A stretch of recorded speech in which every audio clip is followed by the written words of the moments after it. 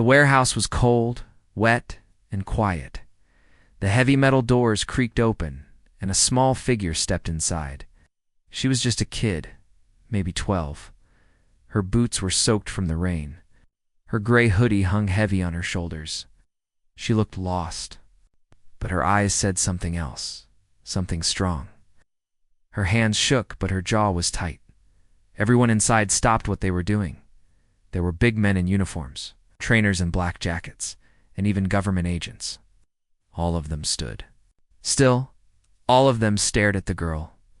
The auctioneer at the front of the room narrowed his eyes. "What the hell is a kid doing here alone?" he said out loud.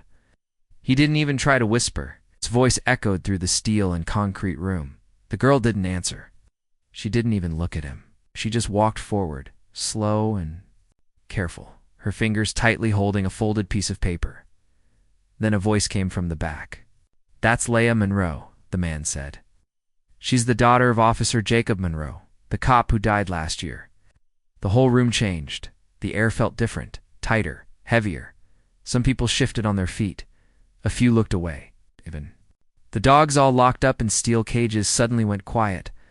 All eyes followed Laya as she walked past rows of cages. Each cage held a dog. Not pets, but strong, trained German shepherds. Retired canine units. Once heroes, now treated like used tools. Some dogs barked. Some growled. Others just stared through the bars with tired, confused eyes. But one cage was different. Cage 19. Inside sat a large German shepherd with dark, coal-like eyes. He didn't bark. He didn't move. He just stared at Laya. His ears twitched. Tail didn't wag. But something in his posture changed, like he knew her. Laya stopped right in front of him. She looked at the dog. The dog looked back. The auctioneer stepped forward, confused and a little angry. "Kid, you need a parent or guardian to be here," he said. "You can't just walk in like this." Without saying a word, Laya unfolded the paper in her hands. She held it out to him. It was her father's death certificate. At the top, in bold black letters, was the name, Officer Jacob Monroe. Then she pulled out another paper. This one had a handwritten note and a signature from the department chaplain. It said that she had the right to make a request on her father's behalf. The auctioneer frowned and looked closer. He read it twice, and he let out a long breath. "You're here for him, aren't you?" he asked, nodding toward Cage 19. Laya finally spoke. Her voice was clear. "Yes, his name is Ranger. He was my dad's partner. I'm here to bring him home." Whispers filled the room. People turned to each other, surprised. Some were confused. Others seemed unsure what to say. The auctioneer rubbed his forehead. "Sweetheart," he said, "this dog isn't easy. He's been through a lot. After your dad died, he became aggressive. He bit 3 officers in training. He almost broke out of his leash during transport." "He wasn't aggressive," Laya said calmly. "He was grieving." A grizzled handler stepped forward, arms crossed, eyes narrowed. "That dog is dangerous," he said. "You really think a kid like you can control him?" Laya didn't blink. "I don't need to control him. He remembers me. He loved my dad. He won't hurt me." Ranger stood up slowly inside the cage. Didn't growl, didn't bark. He just moved forward, standing tall, ears up, tail still. His eyes stayed locked on Laya. Then he made a small sound. Not a growl, a whine. Soft, sad, familiar. The room went quiet again. Laya reached into her backpack and pulled out a thick envelope. She handed it to the auctioneer. "It's all the money I have," she said. "It's enough." The auctioneer opened the envelope. It was full of worn bills, crumpled, stacked, saved with care. He looked around the room. No one moved to stop her. No one stepped forward. The auctioneer sighed deeply. He reached for the keys hanging from his belt. "Cage 19, he said. Voice quieter now. "Sold." The auctioneer held the key to Cage 19, but his hand paused in the air. Everyone was still watching Laya Monroe, the small girl with the soaked boots. Her gray hoodie dripping at the edges. In a calm but firm voice that had shaken the entire warehouse. She had just handed over all the money she had. It wasn't perfect, but it was enough. "You sure about this?" the auctioneer asked one last time. Laya nodded. Cage 19. Sold, he said again, this time quieter. Then he reached for the lock. That's when everything changed. Before the key could turn, Ranger slammed his body against the cage door with such power that the steel bars groaned. The entire cage rattled. A few people jumped back. Some guards reached for their tasers. Laya didn't move. Don't, she shouted, throwing herself between the guards and the cage. He's not attacking. He's trying to get to me. Voice rang through the warehouse. It echoed like thunder in a storm. Her small body stood in front of the cage with arms stretched out. Ranger stopped moving. He didn't growl. He didn't bark. It sat back down, slow and careful. His eyes never left her. For a long second, no one spoke. Then the auctioneer stepped forward again and gently turned the key. Click. The lock opened. Back away, kid, the auctioneer said under his breath, unsure what would happen next, but Laya didn't listen. She dropped to her knees right in front of the cage. Her fingers reached out slowly. Her voice was soft now. You remember me, don't you? She whispered. Ranger stood again, silent, then stepped forward once. The light hit his scarred shoulder, a deep mark left from the last mission he ever had with her father. He sniffed her hand. Then, like something powerful and invisible had broken loose. Ranger pressed his nose into her palm, then rested his head against her chest, and just like that, the fierce, dangerous, retired K9 collapsed into the arms of a little girl. It wasn't an attack. It wasn't fear. It was relief.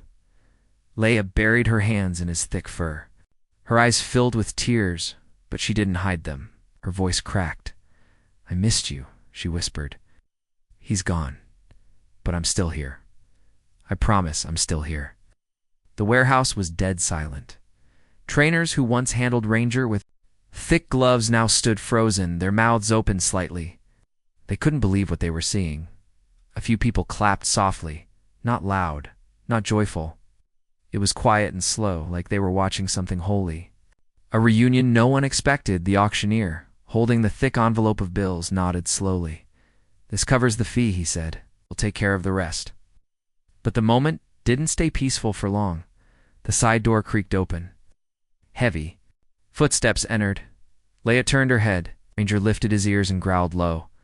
A tall man in a black coat stepped into the warehouse. His face was cold, clean-shaven. His walk was straight and serious. He flashed a badge to the staff near the entrance. Is this the Monroe girl? He asked, not wasting time. No one answered, but his sharp eyes found Laya and Ranger. He walked toward them slowly and knelt to Ranger's level. The dog growled again, this time louder. Laya held his collar gently. It's okay, she whispered. The man didn't flinch. Special Agent Harrow, he said. His voice was smooth, but it felt cold, like winter wind. I need to speak with you, he said to Laya, about your father. Her heart dropped. He died in a car crash, she said quietly. Agent Harrow shook his head. That's what they told you. But it was a lie.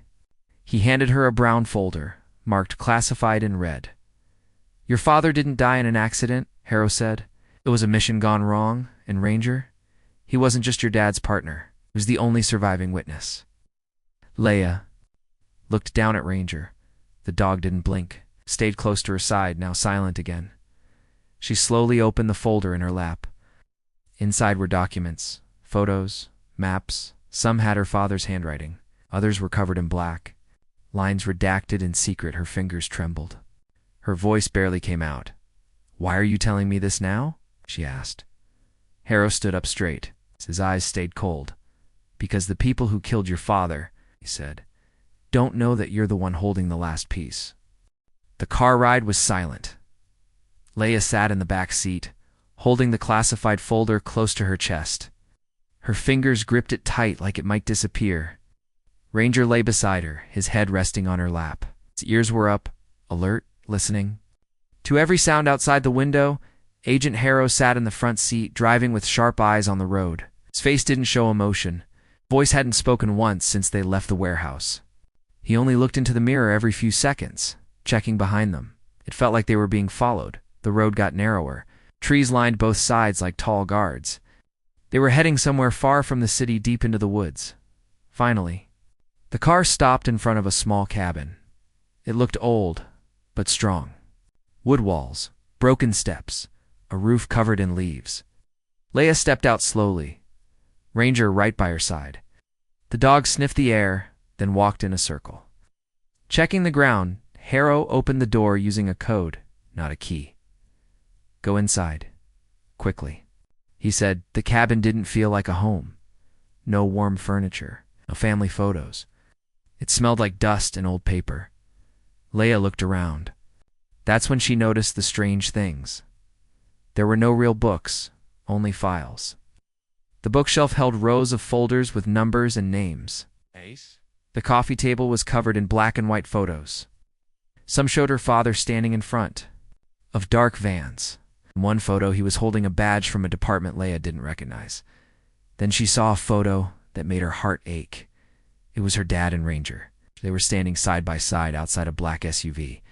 The license plate was missing. The men around him had their faces crossed out in red ink. Laya sat down and opened the folder Harrow had given her.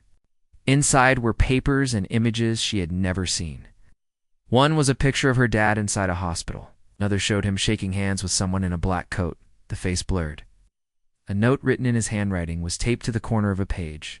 "If anything happens, find Ranger. He knows." Her eyes filled with tears again. She didn't understand it all, but she knew one thing. Her father had left clues. And Ranger wasn't just a pet. It was part of something bigger. Ranger stood and moved to the wall. He sniffed. A picture pinned on the board, and pawed at it. Laya walked over to see it. Showed a man with a leather jacket, a gray beard, and a large scar across his neck. "Who is that?" she asked. Agent Harrow stepped closer. "His name is Danton Riggs," he said. "Former intelligence agent. Disappeared 6 years ago. No one's been able to find him since." "My dad was tracking him," Laya asked. Harrow nodded. "Yes, and that's why he was killed." He placed a small black device on the table. It made a soft humming sound, and projected a map on the surface. Red dots lit up across 3 different states. Riggs was building something underground, illegal training camps, possibly using dogs like Ranger. They were called XK9 Smarter. Faster, trained for missions no one talks about. Laya's heart raced. My dad was involved. "He was trying to shut it down," Harrow said, "and he got too close." "What happened to the other dogs?" she asked. "Gone," Harrow replied. "Most disappeared, some were destroyed. Ranger is one of the few left." Then Ranger growled low and deep. Laya turned. The window shattered. Glass flew across the room. Laya hit the ground. Harrow grabbed her and pulled her behind the couch. He pulled out a gun. Ranger exploded toward the broken window, teeth bared. His bark echoed loud and sharp. Shadows moved outside. Fast, quiet, like ghosts. "They found us," Harrow said. Laya's body shook. She tried not to cry, but the fear was real now. It wasn't just about her dad anymore. Someone was after her too. Harrow handed her a small black flash drive. "Take this," he said. "It has everything your father found. Don't lose it." Ranger stood guard, his body tense, eyes locked on the window. "We need to move," Harrow said now. Laya grabbed the folder, stuffed it into her bag, and followed him. Her legs felt weak, but she kept moving. She reached for Ranger's collar. He didn't fight her. He was ready. As they ran out the back door into the dark woods, Laya whispered to him, "You knew this was coming, didn't you?" Ranger didn't answer, but his eyes said everything. This wasn't the end. It was just the beginning. The woods were dark and cold. Laya ran fast, the folder tight in her arms, and the flash drive hidden in her jacket pocket. Her boots slipped on the wet leaves, but she didn't stop. Ranger ran beside her, quiet and alert. Behind them, Agent. Harrow moved like a shadow, checking every sound. Somewhere in the trees, footsteps followed. Laya didn't know who they were, but she knew what they wanted. They wanted what her father had found. They wanted Ranger. And now they wanted her too. "This way," Harrow said, turning sharply. They ran down a narrow trail. Branches hit Laya's face. Her chest hurt. Her legs burned. She kept going. Suddenly, they reached an old watchtower. It was hidden behind trees, half broken, but still standing. Harrow opened the trapdoor and motioned for Laya to go up. "Move," he shouted. Laya climbed the ladder, Ranger behind her. Harrow followed last, locking the door from below. Inside the tower, it was dusty and cold. But they could see everything: the woods, the sky, the lights moving in the dark below. "They're searching for us," Harrow said. "We don't have much time." Laya sat on the floor, breathing hard. She opened the folder again. Her fingers turned the pages, eyes scanning her father's notes. She saw something she hadn't noticed before: a small hand-drawn symbol at the corner of a page. It looked like a wolf's head with an X through it. "What is this?" she asked, showing Harrow. He stared at it. His face changed. "That's the symbol for Project XK9, he said. "Your father found where it started." Laya pointed at a number written under the symbol. "This looks like coordinates." Harrow nodded. "It's a location." He marked it. He wanted someone to finish what he started. Suddenly, Ranger barked once, loud and sharp. Lights flashed outside. Voices shouted. Someone was climbing the tower. "Time's up," Harrow said. He reached into his jacket and pulled out a small flare. "What are you doing?" Laya asked. "I'm giving you a head start," he said. Then he looked at her, really looked, and for the first time, his voice softened. "Your father didn't just die a hero. He died protecting a truth bigger than all of us. He trusted Ranger, and now Ranger trusts you." Laya didn't know what to say. Her hands were shaking again. Harrow placed something in her palm, a key, cold and metal. "Go to the place and those coordinates," he said. "Find the truth and burn the rest." Before she could argue, he turned toward the trapdoor. "I'll hold them off. You go now." Laya opened the back hatch in the wall and climbed down the outside. Ranger followed. Without hesitation, the forest was full of noise. Lights, radios, boots. Then the flare exploded. Red fire shot into the sky. The agents outside turned their attention to the tower. Laya didn't look back. She ran. She ran like her life depended on it, because it did. Hours later, the sky turned gray. Laya and Ranger reached the edge of a broken road, deep in the hills. There was a gate half open and a long abandoned building behind it. She checked the folder again. The symbol was there. This was the place. They stepped inside. Dust covered everything. But in the far corner, there was a metal panel in the floor. Laya took out the key. It clicked. The panel opened. Inside was a box. She opened it slowly. Inside were flash drives, photos, documents, everything her father had found, proof of what Project XK9 was really doing. Then she saw it, a video labeled for Laya.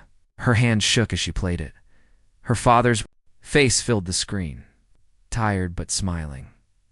"If you're seeing this," he said, "then I'm gone. And you found Ranger. Good. That means I raised you right." Tears rolled down Laya's cheeks. "Don't let them bury this," he said. "You have the truth now. And as long as you and Ranger are together, they can't silence it." The screen went dark. Ranger leaned against her. She buried her face in his fur, crying quietly. Then she stood up, wrote, her tears dried. She knew what she had to do. Weeks later, a news story broke. Secret government dog program exposed by 12-year-old girl. Officer's daughter uncovers truth behind father's death. Photos were everywhere. Documents, videos, Ranger beside her. The world had questions. The world wanted answers. And Laya Monroe, the daughter of a dead cop, gave them everything. She didn't hide. She stood with her father's old partner by her side, a dog who had once been called dangerous. Now, the world knew the truth, and she wasn't scared anymore.